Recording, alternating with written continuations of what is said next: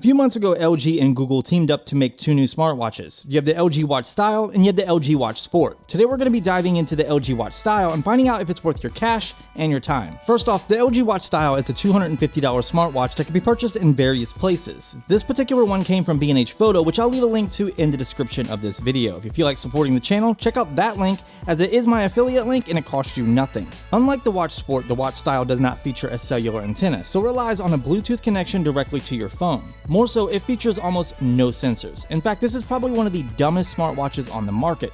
There's no heart rate sensor, no speaker, no barometer, no GPS, no NFC, which means no Android Pay. If none of this means anything to you, let me put this in perspective. This is the Huawei Watch. Though this particular model retails for $350, you can get one for around the same price as the LG Watch Style. You'll just have to add your own band. The Huawei Watch features a heart rate sensor, a speaker for answering phone calls, a barometer, and a vibration motor.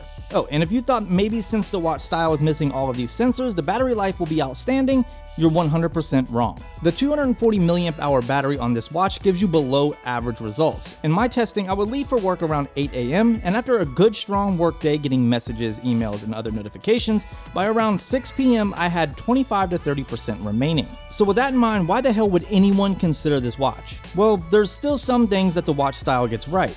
Though it's not as good looking as the Huawei Watch or Moto 360, when compared to the LG Watch Sport, it's pretty beautiful. It's lightweight, it's definitely thinner, comes with a genuine leather mode band, and since this is a mode band, it can be easily removed and swapped out with a different one. The display is pretty gorgeous as well. It features a 1.2-inch full-circle P-OLED display, meaning unlike the Moto 360 or the Fossil Q Founder, there is no flat tire design.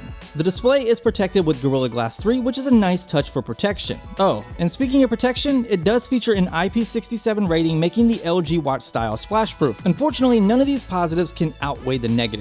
So this brings me back to the original question, why should you buy this watch?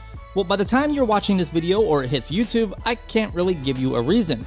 However, if you were an early adopter of this watch, it's because of Android Wear 2.0. The LG Watch Style features pretty solid specs internally, such as the Snapdragon Wear 2100, 512 megabytes of RAM, and 4 gigabytes of internal storage. When all of that is paired in conjunction with one of the best smartwatch platforms out, the experience is amazing. The fluidity and animations of Android Wear 2.0 is second to none. I mean, sure, there are still some bugs, but compared to previous builds, the difference is night and day. The way you scroll through apps and locate the one you want at that particular moment in time is much better than Apple's Watch OS. Notifications are given in a non-intrusive, much more user-friendly format, and the use of a single button and digital crown-style scroll wheel on the side is good, but you can't really get over the cheap aesthetics.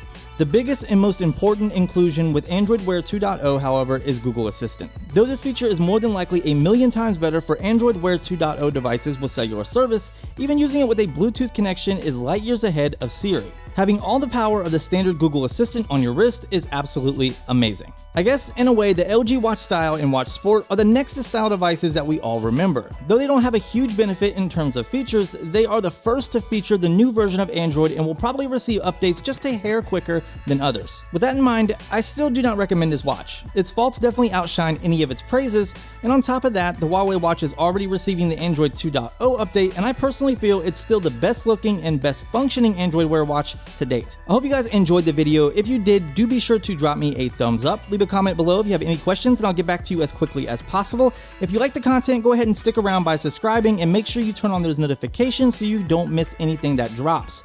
Remember to use the links below if you want to show your support, and I'll talk to you in the next one. Be easy.